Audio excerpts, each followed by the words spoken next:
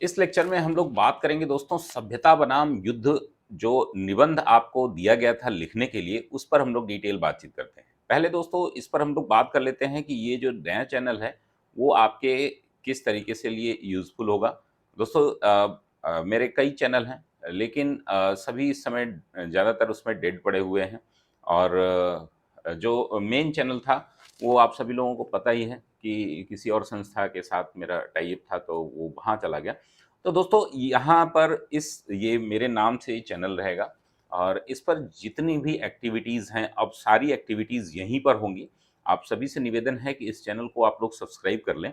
और साथ ही दोस्तों इसमें हम लोग डेली 2 से 3 वीडियो डेली आपको मिलेंगे, जिसमें आपके कुछ क्लासेस हैं जो एक्सपर्टीज़ आपको पता ही है कि हमारी टीम की जो एक्सपर्टीज़ है, करंट अफेयर्स, निबंध की क्लासेस, आपके हिंदी और पत्र लेखन आदि से संबंधित जितनी भी क्लासेस होंगी, डेली आंसर राइटिंग की जो क्लासेस होंगी वो यहीं पर आपको मिलेंगी।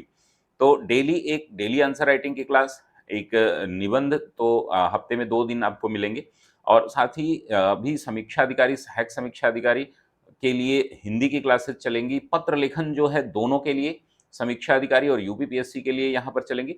और भी बहुत सारे मुद्दों पर जो सामाजिक मुद्दे होते हैं उस पर संस्था के नाम पे मैं कुछ वीडियोज़ नहीं बना पा रहा था। तो बहुत सारे ऐसे मुद्दे हैं जो आपको जानने चाहिए। समाज में क्या हो रहा है, किस तरीके के जो है चीज़ें, कौन से न्यूज़ आपको पढ़नी चाहिए, न्यूज़पेपर किस प्रकार से तैयारी करें, बेसिक से लेकर के एडवांस तक के सभी क्लासेस यहाँ पर शुरू किए जाएँगे। तो दोस्तों इस वीडियो में हम लोग बात करेंगे सभ्यता बनाम युद्ध, सिविलाइजेशन वर्सेस वार। जो है अभी आप देख रहे हैं कि विश्व जो है कई जगह पर, चाहे वो भारत चीन से तकरार की बात हो, इज़राइल फ़िलिस्तीन की बात हो, या अभी रूस यूक्रेन युद्ध चल रहा है उसकी बात हो, या अन्य जो नाटो से और रूस से लेकर के विवाद है वो, और उसके इतिहास के पन्नों से हम लोग उकेरते हुए चलेंगे कि प्रथम विश्व युद्ध, द्वितीय विश्व युद्ध, उसके बाद वियतनाम वार आदि जो समस्याएं हैं, नॉर्दर्न आयरलैंड की समस्या थी, फिर अन्य समस्याओं के साथ हम कैसे इस पूरे विश्व को हम देख सकते हैं, किस तरीके से सिविलाइजेशन के लिए ये खतरा है। सभ्यता और युद्ध के बीच की जो संघर्ष की स्थिति होती है, उसके बाद युद्ध के बाद की का जो परिवर्तन होता है वो किस तरीके से उत्प्रेरक होता है, एक कैसे, इस पर हम लोग बात करेंगे। साथ ही दोस्तों युद्ध के कारण हम देखेंगे कौन कौन से कारण हैं जिनके लिए वार होती है। साथ में दोस्तों युद्ध के जो युद्ध है क्या वो विकासवाद के लिए चुनौती है, इस पर हम लोग डिटेल बातचीत करेंगे। तो इन सभी मुद्दों पर डिटेल जानने के लिए हम इस वीडियो से जुड़े।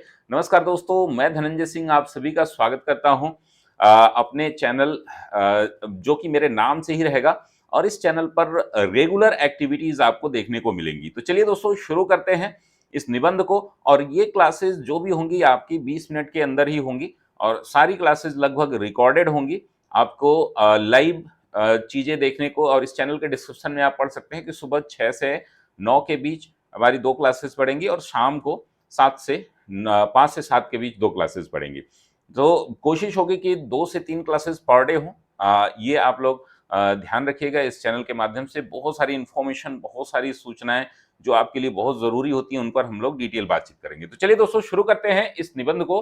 आइए देखते हैं यहाँ पर कि दोस्तों कि सभ्यता बनाम और युद्ध में जो हमने प्रस्तावना दी थी आप लोगों को लिखने के लिए कि आप लोग कैसे इसको फ्रेम करेंगे, उस फ्रेम को लेकर के यहाँ पर पहले हम लोग बातचीत कर लेते हैं। और इस पर पूरा डिटेल निबंध भी मैंने लिख दिया जो कि ग्रुप में आपको शेयर कर दिया गया था कल, और आज जो है ये वीडियो भी आपको मिल रही है।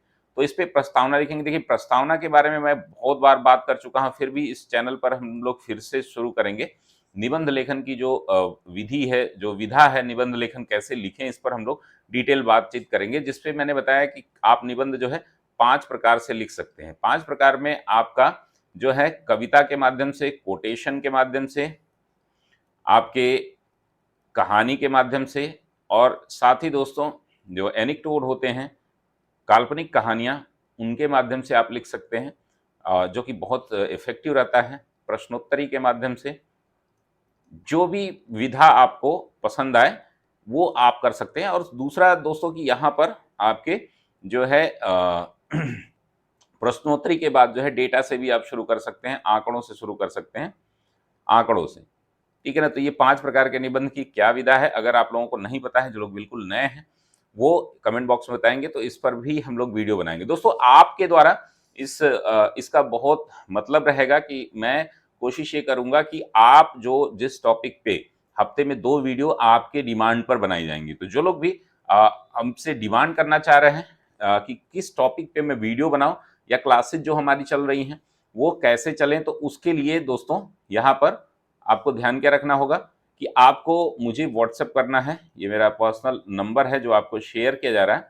इस पर आप लोग ध्यान रखेंगे कि ये 80 76 94 40 53, और एक और नंबर है मेरा 8802913517। ये किसी भी नंबर पर आप व्हाट्सएप कर देंगे अपना नाम लिख करके और टॉपिक बता देंगे, तो हफ्ते में एक वीडियो जो है, 2 वीडियो मैं आप लोगों की डिमांड पर भी बनाने की कोशिश करूंगा। और ये जो जो कि सभी के लिए संदर्भित हो, यानी कि सभी के लिए फायदे की हो। सभ्यता दूसरा टॉपिक हमारा क्या है, सभ्यता और युद्ध। तो कहानियों में आप प्रस्तावना एक पेज की लिखने, एक पेज में या एक पेज से थोड़े कम में लिखने के बाद आप शुरू करेंगे। फिर बात करेंगे कि सभ्यता होती क्या है, युद्ध क्या होता है, युद्ध में जो संघर्ष की स्थिति बनती है उसके बाद जो परिवर्तन आता है वह सभ्यता को कैसे प्रभावित करता है, किस प्रकार से सभ्यताएं जो है बर्बाद हुई, चाहे वो सिंधु घाटी सभ्यता हो, चाहे मेसोपोटामिया की सभ्यता हो। इन सभी सभ्यताओं का कहीं ना कहीं विनाश जो है वो युद्ध के मामले में देखा जाता है। चाहे वो द्रविड़ और आर्य जो कॉन्फ्लिक्ट है उसके बारे में हम बात करें, या विभिन्न देशों की विभिन्न सभ्यताओं के बीच एक दूसरे से जो संघर्ष है, महान यूनान जो है वो कैसे बर्बाद हुआ, किस प्रकार से युद्ध जो है हमारे लिए सभ्यता के लिए विनाश पैदा करता है। युद्ध के कारण क्या होते हैं दोस्तों, तो बहुत सारे कारण हैं, जिनमें कुछ कारणों को यहाँ पर संदर्भित किया गया है। सत्ता के लिए संघर्ष, यानी कि जो अथॉरिटी होती है, यानी कि अथॉरिटेटिव बने रहने के लिए, हमारे अधिकारों के लिए, शक्ति संतुलन के लिए, इसके उदाहरणों के माध्यम से भी मैंने बहुत सारी चीजें इसमें बताई हैं।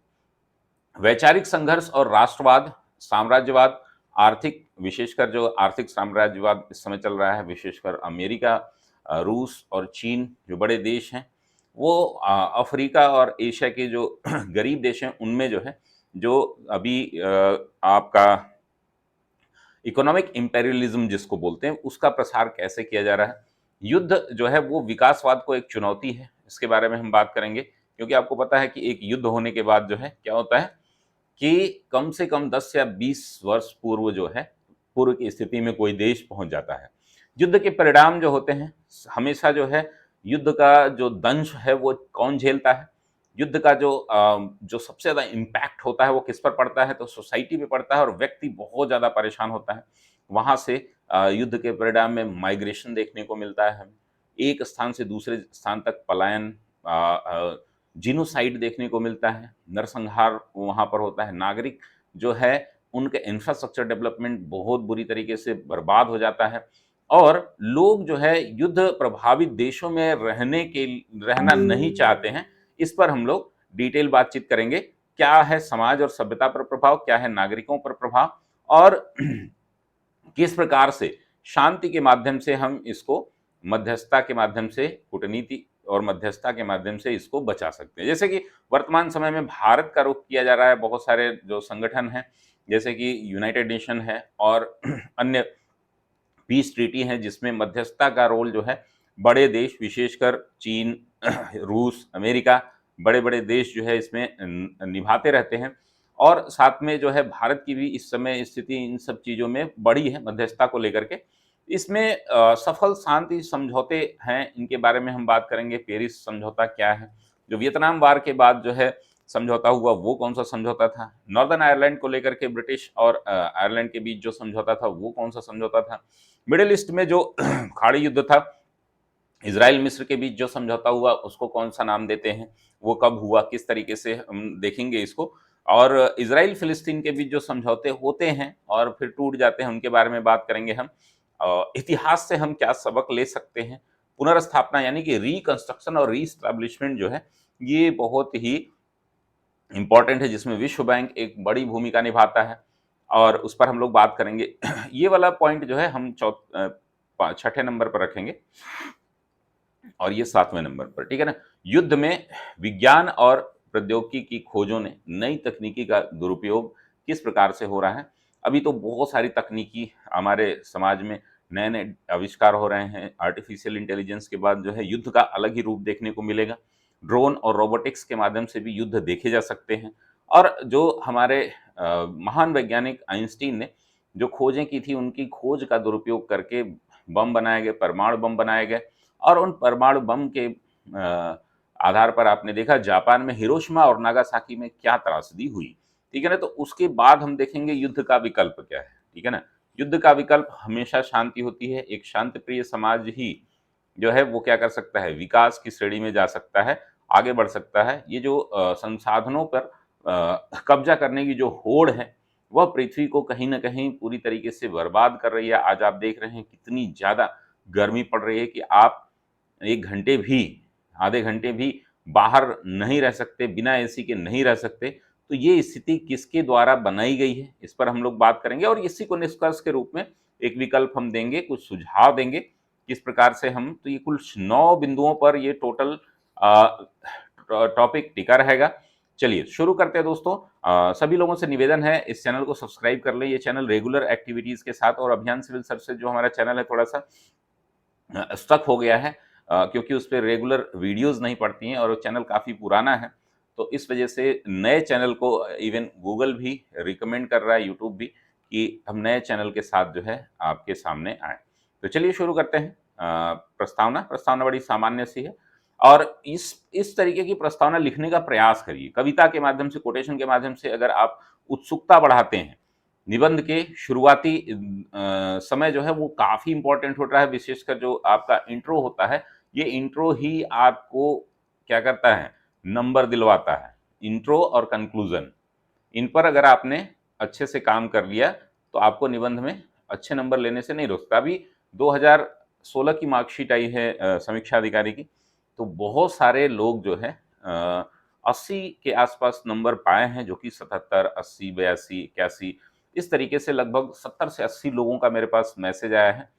तो ये लोग जो है किसके बीच हैं? 77 से लेकर के और 83 के बीच है। आपको पता है कि ये मैक्सिमम नंबर होते हैं, ठीक है ना? समीक्षा अधिकारी, सहायक समीक्षा अधिकारी जो कि आउट ऑफ 120 ये मैक्सिमम नंबर होते हैं और हमारे लगभग हर वर्ष 30-35 स्टूडेंट जो है वो 80 के आसपास रहते हैं और मेरा खुद का स्कोर जो है इसमें 87 है। मैक्सिमम आप देखेंगे तो इससे ज़्यादा अंक लाना संभव ही नहीं है और ये संभव कब होगा कि जब आप रेगुलर प्रैक्टिस करेंगे, कम से कम 10 निबंध आप चेक करवा लेंगे। तो चलिए इसको शुरू करते हैं दोस्तों। रूस द्वारा यूक्रेन पर हुए हमले ने एक बार पुनः मानवीय सभ्यता को शर्मसार किया है। एक बार पुनः द्वितीय विश्व युद्ध की विभीषिका ताजा हो जाती है और मनुष्य की शिक्षा दीक्षा, उसके विवेकी होने की बातें बेमानी लगती हैं। युद्ध की विभीषिका के संदर्भ में रामधारी सिंह दिनकर जी की अधोलिखित कविताएं जो कि बहुत सटीक फिट होती है, इस पर हम लोग बात करेंगे और ये कविता आप लिख करके इस निबंध की शुरुआत आप कर सकते हैं। देखिए, बहुत सारे ऐसे लोग हैं जो अपना खुद का कंटेंट नहीं डेवलप कर सकते अपनी जो है उनके पास समय नहीं है या लॉजिकल थिंकिंग उनको लगता है कि हम कम डायमेंशन कवर कर पाएँगे, तो वो मेरे साथ जुड़ें और मैं लगभग 135 निबंध 135 से 40 निबंध हम लोग लिख चुके हैं, जिसमें से आप देखेंगे तो किसी भी साल, हालाँकि ये आपको नहीं पढ़ना होता है, हर साल हम लोग 40 से 45 निबंध देते हैं जिसमें 12 से 18 निबंध नए टॉपिक के होते हैं। तो इन निबंध को फिर से लिखा जा रहा है, यानी कि जो नए निबंध हैं वो लिखे जा रहे हैं, जिसमें समीक्षा अधिकारी और आपके यूपी पीसीएस दोनों के लिए सेम ही होता है, लगभग 600 और 700 100 वर्ड का अंतर होता है। तो आप लोग परेशान नहीं, कुछ लोगों का मैसेज आ रहा है कि समीक्षा अधिकारी के लिए अलग से निबंध कराया जाए। ये निबंध जो है सिर्फ भाषा में अंतर करेगा। तो सिर्फ आप क्या करेंगे, कुछ कमियाँ कर देंगे मेन बॉडी में, बाकी प्रस्तावना निष्कर्ष सेम ही रहेगा। तो तर्कों के बिना ही हो सकता है आक्रमण, ठीक है ना? युद्ध की आचार संहिता पढ़ने के बावजूद निहत्थे योद्धा की हो सकती है हत्या। अदृश्य युद्ध में स्पष्ट नहीं होता दोनों पक्षों का चेहरा, सिर्फ धुएं से ही आग की खबर मिलती है। गिद्ध मृतकों की सूचना देते हैं। अनाथ बच्चों के हृदय में युद्ध समा जाता है तथा हृदय को पत्थर बनने में समय नहीं लगता। आप देखते हैं कि आतंकवाद या नक्सलवाद या अन्य कोई भी जो चरम एक्सट्रीम कंडीशन है, किसी देश के विरुद्ध या किसी संगठन के विरुद्ध या सरकारी संगठन के विरुद्ध, वह युद्ध में मारे गए लोगों के जो डिपेंडेंट होते हैं वह बेचारे किसी न किसी तरीके से इन संगठनों के ट्रैप में आते हैं, और उनके बाद जो है उनको किस प्रकार से मोटिवेट किया जाता है किसी संगठन के विरुद्ध, किसी धर्म के विरुद्ध, किसी संस्था के विरुद्ध या किसी देश के विरुद्ध। उपयुक्त पंक्तियां वर्तमान में यूक्रेन में युद्धरत सैनिकों, नागरिकों, गैर नागरिकों, पशु पक्षी और सबकी हृदय विदारक घटना को जीवंत कर रहा है। फिर हम ये प्रस्तावना देखेंगे। अब यहाँ पर एक और ऐड ऑन आप कर सकते हैं कि हम आगे की चीजों में क्या देखेंगे, आगे हम क्या क्या देखेंगे, इसको भी आप इसी पैरा में लिख सकते हैं। देखिए, सबका अलग अलग तरीका है, आप जो है अपने तरीके खुद डेवलप करिए, थोड़ा बहुत अंतर ले आइए और जितना मैं बता रहा हूँ सिर्फ उतना ही करके आप चले गए। निबंधों की ये पूरी पीडीएफ जो है आपको मिल जाती है, साथ ही वीडियो क्लासेस मिल जाते हैं। वीडियो क्लासेस के बाद आपकी कॉपी चेक हो जाती है। कॉपी जिन लोगों की चेक नहीं हुई है, संडे को सभी की कॉपी मिल जाएगी, ठीक है ना। इस हफ्ते जो भी क्लासेस हुई हैं, जो भी टॉपिक हैं, चाहे मुख्य परीक्षा की चाहे निबंध की, सबकी कॉपी आपको संडे को मिल जाएगी। इसके बाद हम बात करेंगे कि सभ्यता क्या है। अब सभ्यता को 2-4 लाइन में आप डिफाइन करेंगे। सभ्यता मानवीय समाज का प्रमुख आधार है। यह एक सामाजिक और मानवीय संरचना है जो न्याय, नैतिकता, शिष्टाचार, समरसता पर आधारित है। सभ्यता के सिद्धांत विज्ञान सभ्यता के सिद्धांत जो है वो विज्ञान, शिक्षा, कला, साहित्य, दर्शन और धर्म के माध्यम से प्रकट होते हैं। सभ्यता उन सभी मानवीय गुणों का प्रतीक है जो हमें मानवता की उच्चता की ओर ले जाते हैं। यह न्याय, समझदारी, समानता, समरसता तथा स्वतंत्रता के मानवीय सिद्धांतों पर आधारित है। युद्ध क्या है, इसके बारे में हम बात करेंगे। अब ये आपको हेडिंग डाल के लिखना नहीं होता है, ये मैं आपको बता रहा हूं कि आपको चीजें याद कैसे रहेंगी, ठीक है। तो ये कुछ जो मैंने हेडिंग डाली है, ये सब आप पैराग्राफ्स में लिखेंगे। तो जितने भी हमारे स्टूडेंट हैं वो लोग जानते ही होंगे, जो लोग नए हैं वो लोग ये समझ लें कि ये पैराग्राफ्स में आपको लिखने होते हैं, ठीक है। इसको याद करने के पर्पज से, पढ़ाने के पर्पज से मैंने इनको टुकड़ों में बांट दिया है। युद्ध क्या है? युद्ध मानवीय समाज की त्रासदी का प्रमाद है। इसमें संघर्ष, हिंसा, विनाश का मूल्यांकन होता है। सभ्यता और युद्ध दो प्रतिभूतियां हैं जो मानवीय समाज के विकास में मौजूद हैं। इन दोनों का संघर्ष और तकरार एक सामान्य मानवीय प्रकृति का हिस्सा है, और ये युद्ध अवश्य संभावी हो जाता है। उसके बाद जो है सभ्यता का एक नया सृजन होता है। कुछ उदाहरण हैं, उन उदाहरणों को आप देख सकते हैं। इनकी डेट भी आप लिख सकते हैं। डेट उतना इंपॉर्टेंट नहीं है क्योंकि ये घटनाएं बहुत बड़ी हैं। आर्य द्रविड़ संघर्ष जो है 1500 से लेकर के 2000 से लेकर के 1500 के बीच ये माना जाता है। तो 1500 ईसा पूर्व के आसपास ये कर सकते हैं आप। अशोक का संघर्ष जो है आपको डेट पता ही होगी। महात्मा गांधी और सत्याग्रह आंदोलन जो है उसकी डेट आपको पता है। प्रथम द्वितीय विश्व युद्ध की डेट आपको पता है, खाड़ी युद्ध और रूस यूक्रेन युद्ध जो अभी चल रहा है, इसके उदाहरण आप डेट के साथ कर सकते हैं, ठीक है ना। ये आप पैराग्राफ में शामिल कर लीजिएगा। अब युद्ध के कारण क्या होते हैं उन पर हम लोग डिटेल बातचीत करेंगे कि युद्ध का जो मेन रीजन क्या है उस पर थोड़ा सा गहन चर्चा होनी चाहिए। किसी लेखक ने उचित ही कहा है कि युद्ध का कोई कारण नहीं होता है, बल्कि युद्ध स्वयं में ही एक कारण बन जाता है। अधिक से अधिक साम्राज्यवाद, विस्तार की होड़, संसाधनों एवं संपत्ति पर अधिकार ने सदियों तक मानवीय जीवन को युद्ध में झोंके रखा।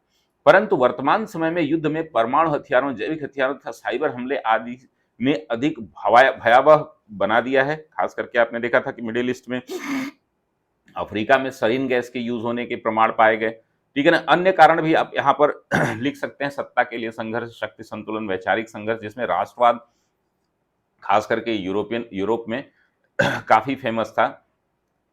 उसको लेकर के इटली का एकीकरण, जर्मनी का एकीकरण, नेपोलियन और हिटलर द्वारा जो है किस तरीके से राष्ट्रवाद को एक नए ढर्रे के रूप में प्रस्तुत किया गया।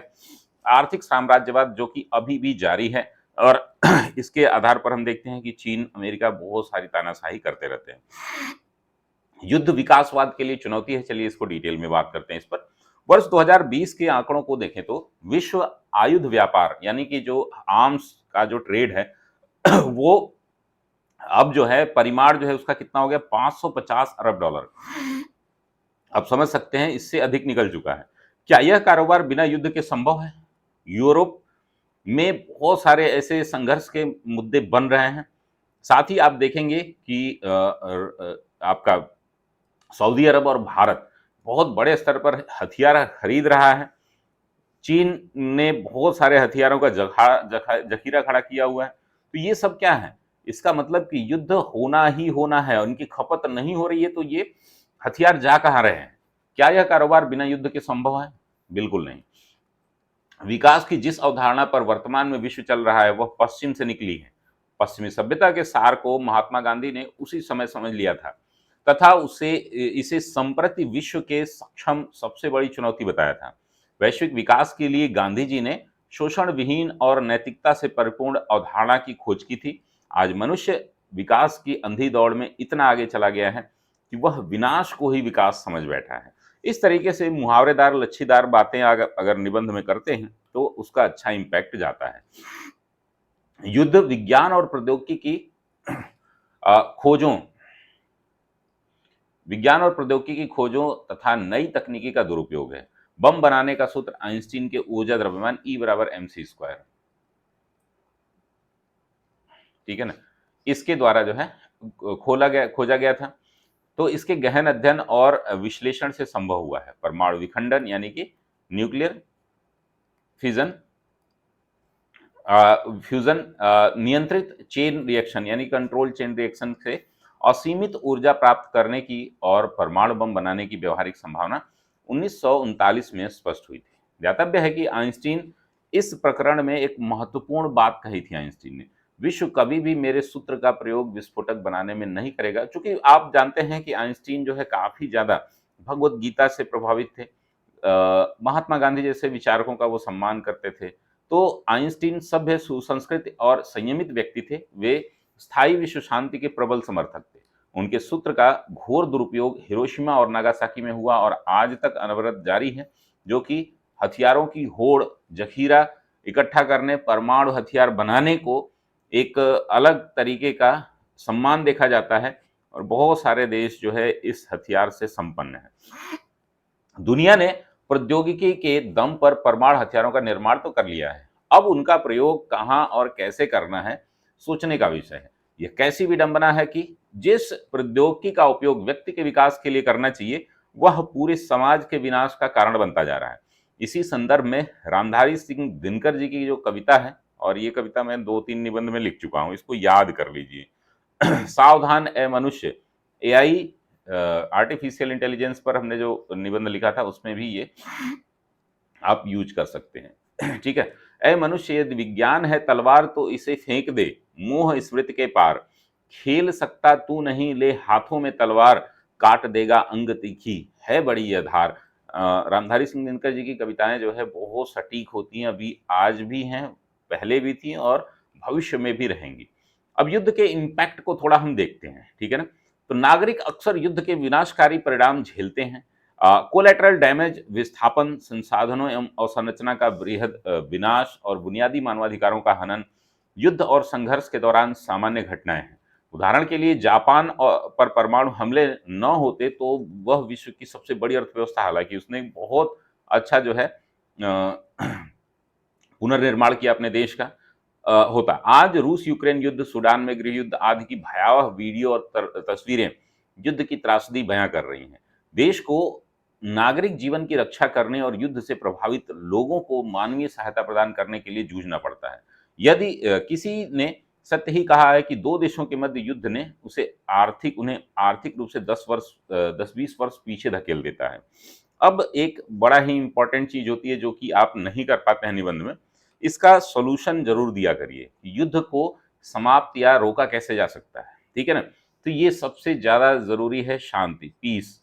आप हमेशा वसुधैव कुटुंबकम की बात करेंगे, आप जो है हमेशा बुद्ध, आप हमेशा जो है हमारे जैन मुनियों की बात करेंगे, हमारे महावीर जी की बात करेंगे, हमारे जो खट दर्शन है उसमें जो है शांति की बात जहाँ जहाँ की गई है, आप गांधी की बात करेंगे, नेल्सन मंडेला की बात करेंगे, मार्टिन लूथर किंग की बात करेंगे।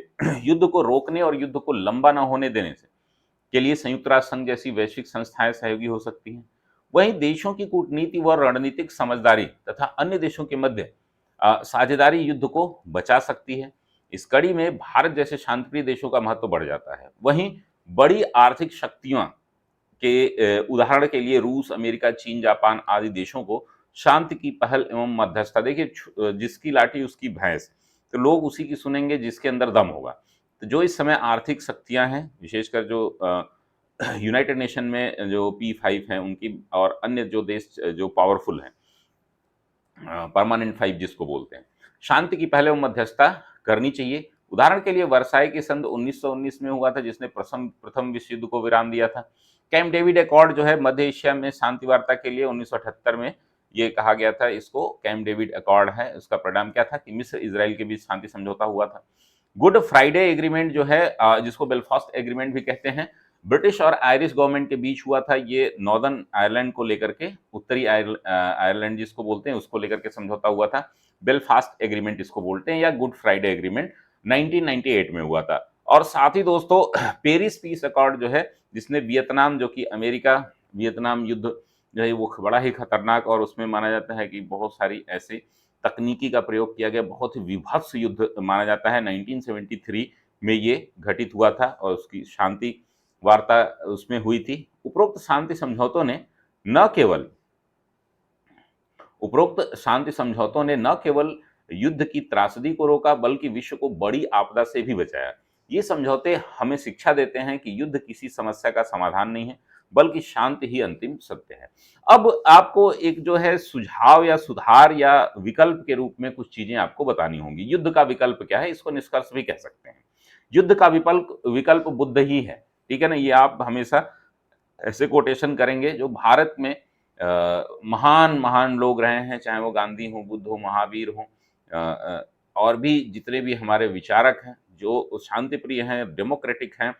भारत में सदियों पहले जन्मे महात्मा बुद्ध ने अमन और शांति के मार्ग को ही युद्ध का विकल्प बताया है। गांधी जी ने अहिंसा के से संपूर्ण आजादी की लड़ाई लड़कर विश्व को अहिंसा के मार्ग से अपनी बात मनवाने का विकल्प दिया। उनके अहिंसा के मार्ग पर चलकर आगे Nelson Mandela, Martin Luther king junior आदि ने यह साबित किया कि समस्याओं का समाधान केवल युद्ध ही नहीं है, शांति वार्ता और अहिंसात्मक प्रदर्शन आदि से भी इसको संभाला जा सकता है। वहीं आज आवश्यकता है यह है कि विश्व को का प्रबुद्ध और विवेकशील वर्ग अपना उत्तरदायित्व स्वीकारे और इस बात पर गहराई से चिंतन करे कि युद्ध ने न जाने कितनी सभ्यताओं को मिट्टी में मिला दिया है। कुछ उदाहरण भी आप चाहें तो दे सकते हैं। देखिए, बहुत सारे उदाहरण मैंने नहीं दिए हैं, जो कि ये बहुत ज़्यादा लॉन्ग हो जाता है, ठीक है ना। तो हमें जो है इसको 700 से 800 के बीच में ही रखना है, ठीक है ना, मैक्सिमम। जो लोग समीक्षा अधिकारी वाले हैं वो कुछ और शॉर्ट कर देंगे मेन बॉडी को, और शॉर्ट करने की जरूरत नहीं है, एग्जाम में आपको उतना ही याद आएगा। अंततः युद्ध को देखकर ऐसा लगता है कि जैसे मनुष्य जिस डाल पर बैठा है उसी डाल को काटे जा रहा है। संपूर्ण विश्व में युद्ध की समाप्ति तभी संभव है जब सभी के मन में वसुधैव कुटुंबकम की भावना आए। तो एंडिंग जो है आप कुछ न कुछ क्रिएटिव कंस्ट्रक्टिव आइडियाज से करिएगा, और किसी भी प्रकार की अन्य समस्याओं के लिए आप जो है हमारा व्हाट्सएप नंबर जो है इस पर है, आप मैसेज कर सकते हैं, अपनी बात कह सकते हैं। जो लोग भी हमसे जुड़ना चाह रहे हैं, विशेषकर जो आप किसी अन्य चीज में व्यस्त हों, आप देखेंगे तो उसके आधार पर आप जो है मेरे साथ जुड़ सकते हैं। इस चैनल को ढेर सारे प्यार की ज़रूरत है, और मेरा टारगेट ये रहेगा कि आप सभी के साथ जो है बहुत सारे जो कंटेंट हैं, आपको पता ही है कि मेरे बहुत सारे कंटेंट हैं मेरे पास। डेली कुछ ना कुछ ऐसे कंटेंट रहते हैं जो आपके लिए लाइफ चेंजिंग होंगे। तो इस पे आप लोग सहयोग ज़रूर करिएगा। सहयोग करने के लिए और इस चैनल से जुड़े रहने के लिए बहुत बहुत धन्यवाद दोस्तों। आप सभी के प्यार और सहयोग को मैं काफ़ी वैल्यू देता हूं। अगर आप वैल्यूएबल कंटेंट आप लोगों को चाहिए तो हमारे चैनल पर कमेंट जरूर करें। इसमें आप बताएं कि और क्या कर सकते हैं आप, और कौन कौन से टॉपिक पे आपको क्लासेस चाहिए, ठीक है ना। एक तो टॉपिक नंबर 1 मैं बता दे रहा हूं कि एस्से राइटिंग आपको वीकली 2 रहेगी। तो अगला जो है कौन सा एस्से टॉपिक हमें चाहिए, अगर यहाँ तक आप रुके हुए हैं इसका मतलब कि आप बहुत ही सिंसियर स्टूडेंट है। एस्से का टॉपिक आप जरूर लिखिएगा, अपना लिखिए, और कम से कम अपने 10 दोस्तों को आप शेयर करिए जो कि आप मुख्य परीक्षा की, प्रारंभिक परीक्षा की या समीक्षा अधिकारी की तैयारी कर रहे हैं। उनमें दूसरा ये है कि डेली करंट अफेयर्स का टाइमिंग आप बता दीजिए कि किस टाइम से, ये मंडे से शुरू हो जाएगा, आपको मॉर्निंग में ही बताइएगा, मंडे से ही शुरू हो जाएगा। और तीसरा है कि जीएस में कौन सा पोर्शन आपके लिए पहले शुरू किया जाए। चौथा ये है कि हिंदी आरओ के लिए हिंदी और या पत्र लेखन क्या पहले शुरू किया जाए, ठीक है ना। तो इन सभी 4 मुद्दे हैं। और भी आपका कोई और टॉपिक हो जिससे आप लोगों को लगता है कि बुक लिस्ट से संबंधित समस्या है, हम नहीं मिल पा रही है, मेंस की आंसर राइटिंग कैसे हो, आंसर राइटिंग पे भी क्लासेस शुरू होंगी मंडे से। तो ये सभी टॉपिक हैं दोस्तों। मिलते हैं हम लोग अगली क्लास में, तब तक के लिए धन्यवाद। स्वस्थ रहिए, मस्त रहिए, व्यस्त रहिए।